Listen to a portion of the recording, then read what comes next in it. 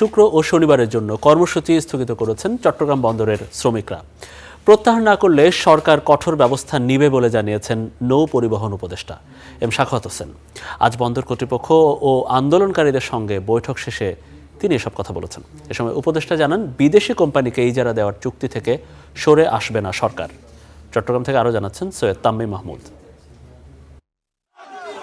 নৌপরিবহন উপদেষ্টার আগমনকে কেন্দ্র করে সকাল থেকে চট্টগ্রাম বন্দরের ৪ নম্বর গেটে অবস্থান নেয় আন্দোলনকারীরা। এ সময় শ্রমিকরা বন্দরের ভেতরে প্রবেশ করতে চাইলেও তাদের বাধা দেয় বন্দর কর্তৃপক্ষ।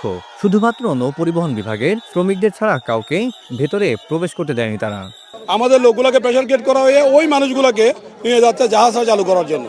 ঠিক আছে, এটা সম্পূর্ণ এটা হইতে পারে না। তো আমাদেরকে বলা হচ্ছে যে গেট থেকে কোনো লোক যাবে না, কিন্তু আমরা দেখতে পাচ্ছি যে শুধুমাত্র নৌ বিভাগের কিছু লোককে যেতে দিচ্ছে এবং তারা জাহাজ সেলিং করবে, এরকম একটা ব্যাপার।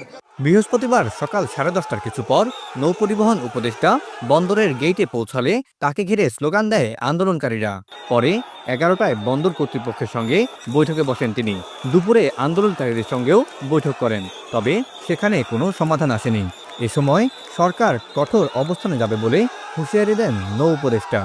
যদি কেউ বাধা দেয়, যারা কাজ করতে চায় তাদেরকে বাধা দেওয়ার কথা উঠেছে, বাধা দিলে সরকার হার্ড লাইনে যেতে বাধ্য হবে।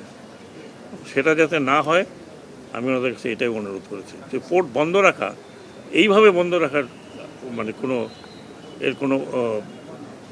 এটা কোনো সুরাহার পথ না।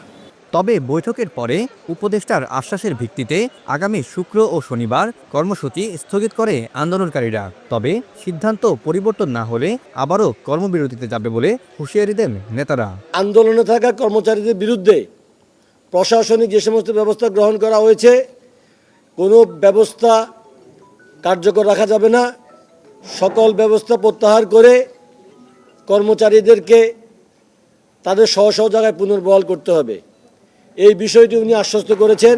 উপদেষ্টা মহোদয় আমাদেরকে সকল বিষয়ে সিদ্ধান্ত জানাবেন মর্মে আমাদেরকে আশ্বস্ত করেছেন এবং তার এই সিদ্ধান্তের উপর ডিপেন্ড করে আমরা আগামী শুক্রবার এবং শনিবার আমরা আমাদের কর্মসূচি স্থগিত করছি।